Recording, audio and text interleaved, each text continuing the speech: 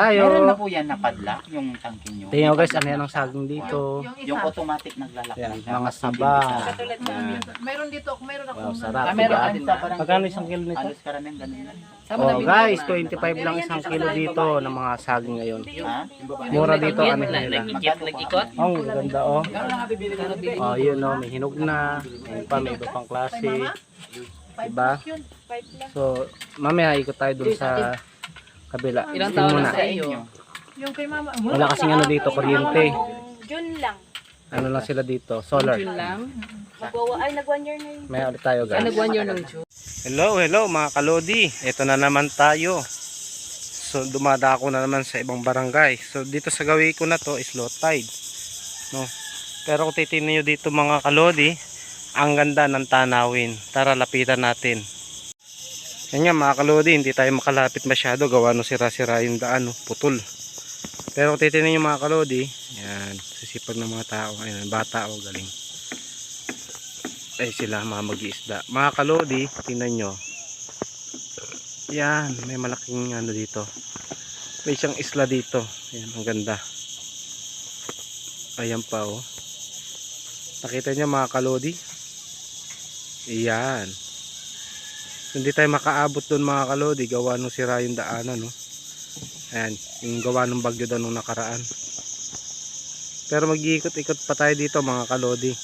Tingnan pa natin dito kung meron pa tayo mga masasite na gandang views. Yan. Yan mga kalodi oh. Dito halos walang tubig mga kalodi. Yan. Pero mamaya daw mga kalodi, mga bago makapananghali o tanghali, hanggang dyan na ang tubig. Kaya tingnan nyo andun yung mga bangka. Yan. Dito mga kalodi, kabahayan to.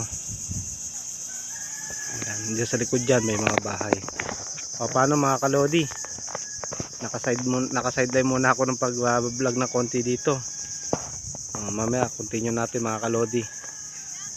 Few minutes later. Tingnan nyo mga kalodi dito, umanin na sila ng palay. Yan.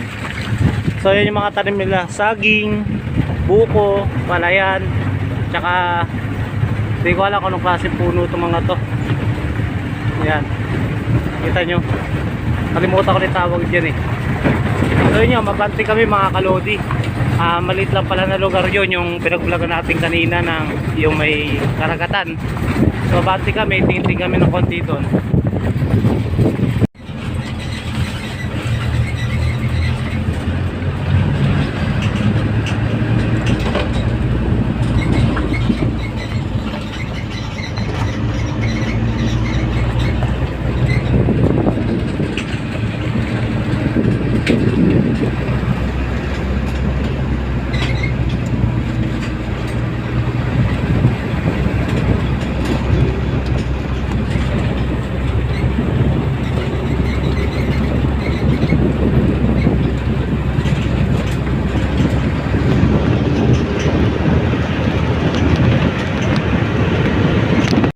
Ito mga kalodi, low. So lumipat tayo sa kabilang side. Umikot lang kami sa kabilang bundok. Guys, tingnan nyo. Sarap dito. Ganda tanawin, di ba? Hanggang dito, low tide dito. Ayan, kikita nyo. Ayan. Nandun sa unahan yung pinaka matubig. Hindi naman tayo makabante mga lodi. So siya na mainit. Hindi tayo makabante kasi putol naman dito yung ano, pinaka bridge sila. Ayan o, ang ganda. Pakita sa inyo mga lods, may mga kabundukan din o isla dito. Yan nga mga kalodi, medyo malayo nga lang sila, no? Kita nyo po. Yan. Sarap naman tumambay dito. Sarap dito. Siguro lalo kung medyo mataas ang tubig dito ng bahagya. Ayun o. Ganda ng mga tanawin. Sarap ang ano ng hangin. No, sarap sumingot ba ng hangin. Nakaka-refresh ng utak ba. Ay mga kalodi.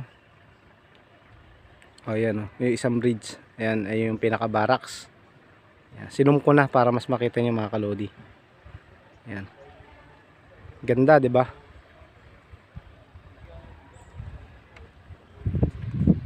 Oh. Kaya mga kalodi, kahit paano may ano naman ako na i-share sa inyo. Syempre hindi lang naman yan yung makikita nyo sa araw na to ngayon mga kalodi.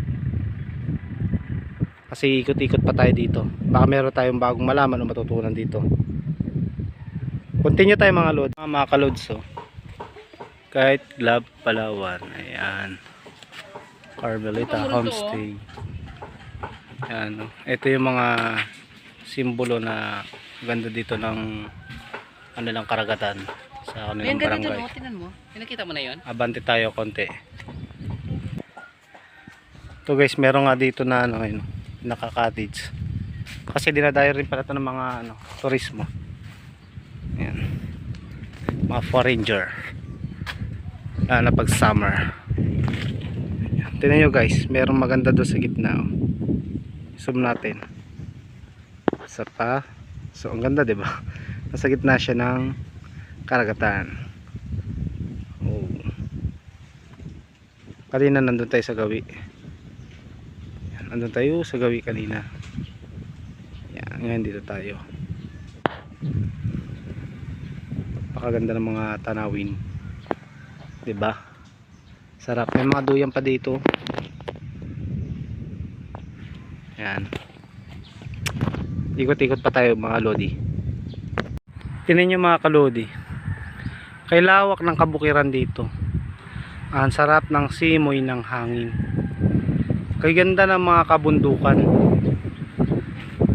Ano? Kita nyo mga lodi. Ang sarap. Pag ganito lagi ang napupuntahan ko, talagang masasabi kong nawawala ang iniisip ko mga problema. Hayaan nyo lang ang problema sa atin. Lahat naman ay may solusyon. Ito nga mga kalodi, sa gawing kanan ko naman ay puro sagingan.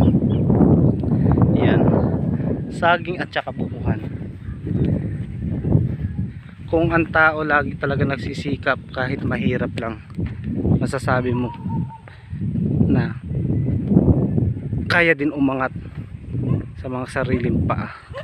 Kung ano ang nagagawa ng iba ay kaya rin natin gawin.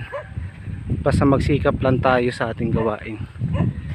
Walang taong mahirap, sabi nga nila. Yun ay para din sa akin. Dahil nakakalakad pa naman tayo, kumpleto ang paa natin. Yung ang may kapansanan nakakapagtrabaho eh.